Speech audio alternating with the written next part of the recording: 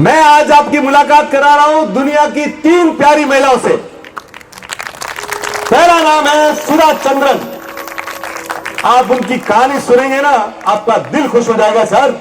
भरतनाट्यम की पारंगत स्त्री, कई दुनिया भर के अवार्ड मिलने वाली, 10 साल तक तगड़ी मेहनत की, पर उनका एक ही सपना था दुनिया के दुर्गम स्थान कैलाश मानसरोवर जाना और भगवान शिव के सामने 2 घंटे की प्रस्तुति देना। पर भगवान को कुछ और ही मंजूर था। एक दिन एक्सीडेंट हो जाता है और उनका पांव काट दिया जाता है। सर क्या होता है? पांव काट दिया जाता है। अब आप सोचिए, लेडी है, पांव कट गया, हिम्मत मन के हारे हार है, मन के जीते जीत। अगली ने हिम्मत नहीं हारी, जयपुर फुट लगवाया, वापस नया पैर, एक नकली पांव और एक असली पांव, एक नकली पांव और वापस खड़ी होने सीखा, वापस मेहनत की, वापस 10 साल मेहनत करने के बाद कहां पहुंची? आप सुन के ताज्जुब करेंगे। वापस कैलाश मानसरोवर, और कैलाश मानसरोवर जाके भगवान शिव के सामने आराधना की और डांस किया। सर तो मन के हारे हार है, मन के जीते जीत। अरुणिमा सिन्हा यूपी के एक गांव से आती है। सर उस एक लेडी को ट्रेन में जा रही है, उसकी चेन खींच रहे थे गुंडे, उन्होंने उसका मुकाबला किया तो गुंडों ने क्या किया, अरुणिमा सिन्हा को ट्रेन से बाहर डाल दिया, और ट्रेन से बाहर डाल गई तो वो पटरियों के नीचे आ गई, उसके पांव कट गए। आप सुन के ताज्जुब करेंगे सर, पूरी रात वो वहां पड़ी रही।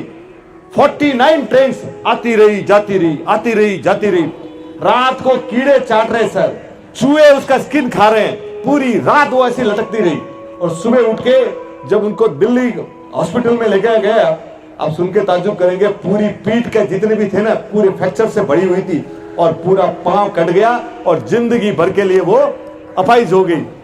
पर उस लेडी की आप ताकत देखिए, उन्होंने क्या बोला कि भगवान ने मुझे बचाया है तो कोई बड़े काम के लिए बचाया है। एक पांव कटने के बाद, हड्डियां पूरी फ्रैक्चर के बाद क्या बोली कि मुझे भगवान ने बचाया।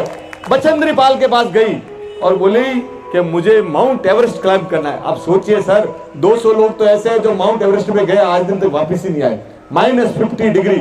और लेडी की हिम्मत देखिए, बोलती है मुझे। तो बचेंद्री पाल चकित रह गई, बोली मैंने जीवन में ऐसी हिम्मत वाली लेडी देखी नहीं है। तो बोली कि तुम एवरेस्ट तो चढ़ चुकी, खाली अभी डेट आना बाकी है। क्या बोली? डेट आना बाकी है। और वो लेडी सर माउंट एवरेस्ट ही नहीं चढ़ी, दुनिया के 7 बड़े बड़े शिखरों तक वो पहुंची है। कितनी? दुनिया के। खाली एवरेस्ट ही नहीं चढ़ी, कहां चढ़ी? दुनिया के।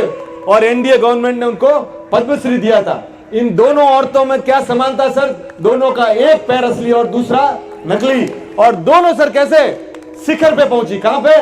कोई मध्य में नहीं, टॉप पे, अपने फील्ड में टॉप पे। तो साहब, आदमी शरीर से विकलांग हो सकता है, मन से विकलांग नहीं होना चाहिए। आदमी शरीर से विकलांग हो सकता है, मन से विकलांग नहीं होना चाहिए।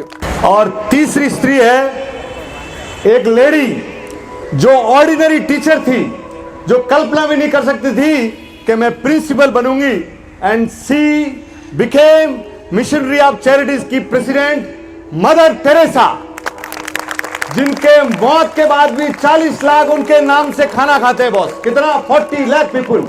तो सुनिए सर, कैसी लेडी रही होगी।